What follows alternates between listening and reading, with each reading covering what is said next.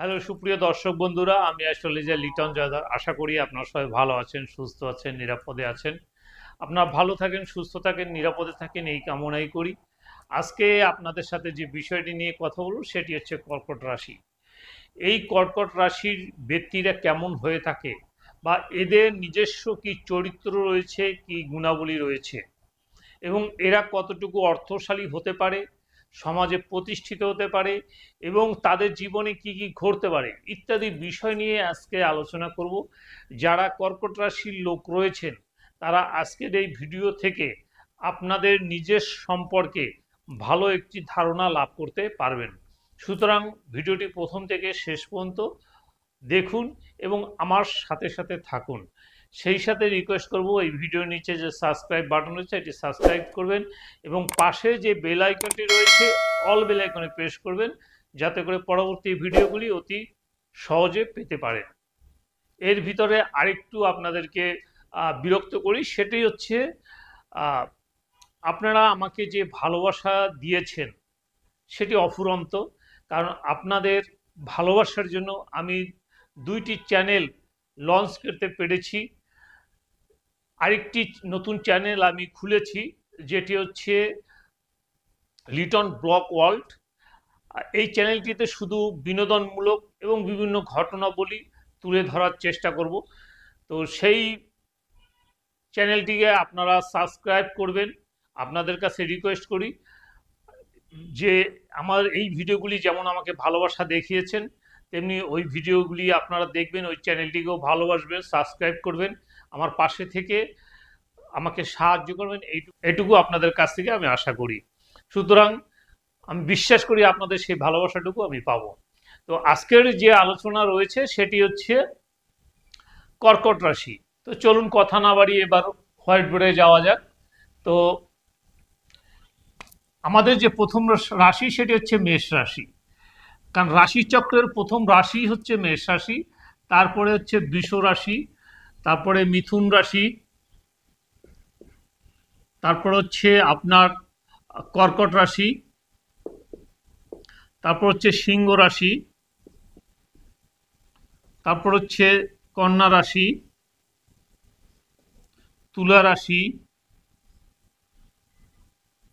বৃশ্চিক রাশি, তারপর হচ্ছে ধনু রাশি, মকর রাশি, কুম্ভ রাশি,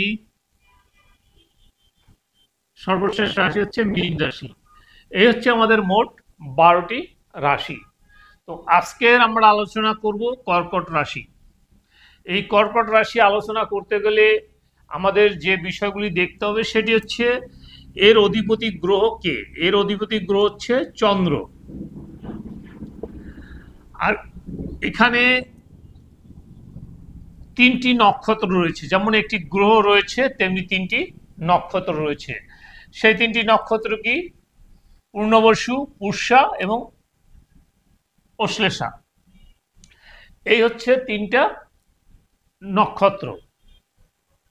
তো এটি হচ্ছে আপনার 7 নম্বর নক্ষত্র, এটি হচ্ছে 8 নম্বর, এটি হচ্ছে 9 নম্বর। তাহলে 8 নম্বরের নক্ষত্র অধিপতি গ্রহকে, অধিপতি গ্রহ হচ্ছে বৃহস্পতি। তাহলে এইটার অধিপতি গ্রহ হচ্ছে বৃহস্পতি, এটার অধিপতি গ্রহ হচ্ছে আপনার শনি, আর এটার অধিপতি গ্রহ হচ্ছে বুধ। এই 3টি নক্ষত্রের অধিপতি গ্রহ এখানে রয়েছে। তা এখানে হচ্ছে মোট এখান থেকে এই পর্যন্ত হচ্ছে 30 ডিগ্রি, প্রত্যেকটি রাশি হচ্ছে 30 ডিগ্রি করে। তাহলে পুষ্যা নক্ষত্র পেয়েছে 13 ডিগ্রি 20 মিনিট, অশ্লেষা নক্ষত্র পেয়েছে 13 ডিগ্রি 20 মিনিট এবং পূর্ণবসু পেয়েছে 3 ডিগ্রি 20 মিনিট। এখন এদের ভিতরে কি কি বিষয় থাকতে পারে সেটি আমাদের দেখতে হবে। তা এই কর্কট রাশির যে সিম্বল সেটি হচ্ছে কাকড়া, আর এটি হচ্ছে জলজ রাশি, এটি হচ্ছে জলজ রাশি, আর এটি হচ্ছে চর অর্থাৎ চলমান, অর্থাৎ চর স্থিরদাত্মক, তারপরে আবার চর, অগ্নি, পৃথিবী, বায়ু, জল। তথ্যের ভিত্তিতে চর রাশি এবং উপাদান হিসেবে জল রাশি। তাহলে এটি হচ্ছে চলমান জল,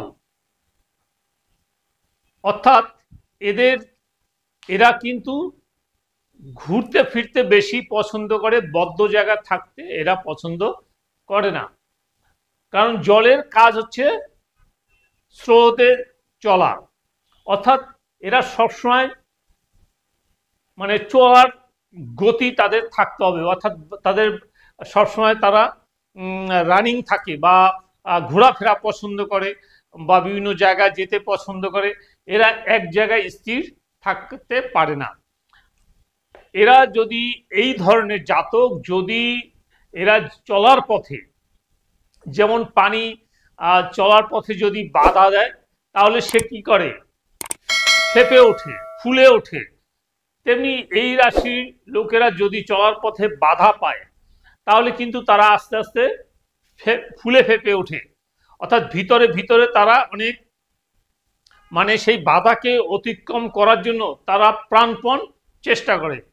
আর যেমনি জল তাকে বাধা দিয়ে রাখলে পরে এক সময় সে বাঁধ ভেঙে ছুটে সে বেরিয়ে যায়, ঠিক একটা মানুষের যখন তাকে বাধা দেওয়া হয় কোনো ঘটনার জন্য, সে কিন্তু কোনো না কোনো এক সময় সেই বাঁধকে ভেঙে সে বেরিয়ে যাবে। যেহেতু এই রাশির অধিপতি হচ্ছে চন্দ্র, আর চন্দ্রকে বলা হয় মাতৃকারক গ্রহ, আর এটি থেকে আপনার চতুর্থ ঘর, যেহেতু রাশির চতুর্থ ঘর, এখান থেকে মায়ের হিসাব করা হয়ে থাকে। তা এখানে তার ভিতরে মানে অর্থাৎ কর্কট রাশি যে লোকেরা, তাদের ভিতরে মায়া, মমতা, প্রেম, ভালোবাসা এগুলি কিন্তু যথেষ্ট পরিমাণে রয়েছে।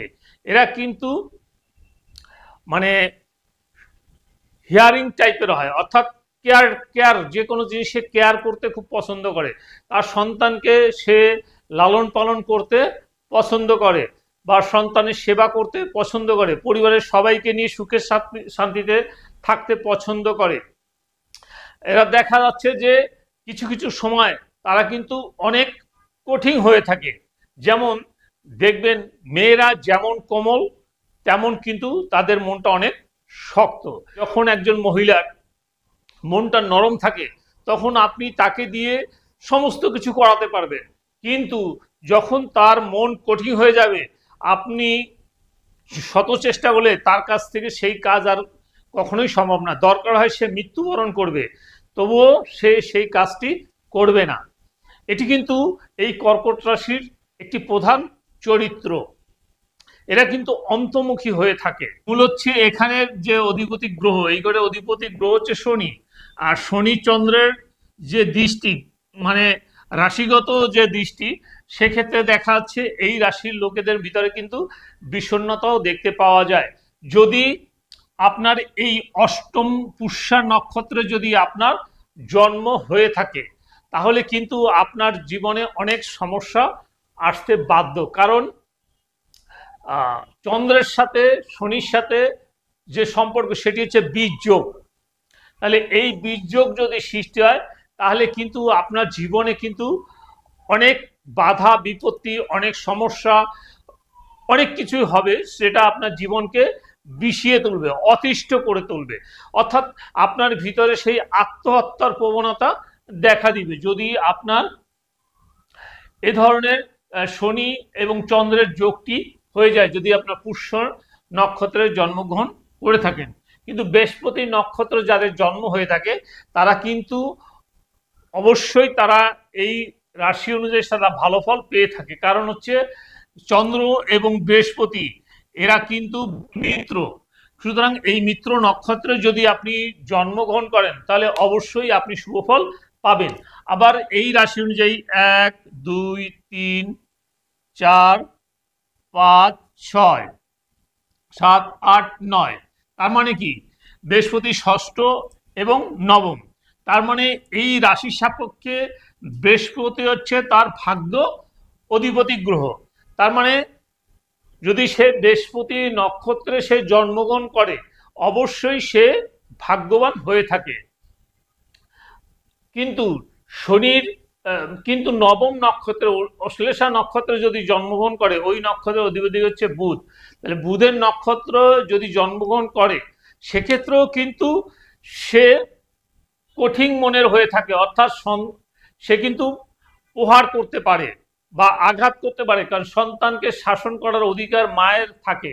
সেক্ষেত্রে কিন্তু এখানে কিন্তু বিপরীত একটি সম্পর্ক সৃষ্টি হয়ে থাকে, কারণ মা যখন সন্তানকে শাসন করবে তখন কিন্তু সন্তান মাকে শত্রু মনে করে। সেক্ষেত্রে দেখাচ্ছে পরস্পরের ভিতরে একটি বিরূপ প্রতিক্রিয়ার সৃষ্টি হয়ে থাকে।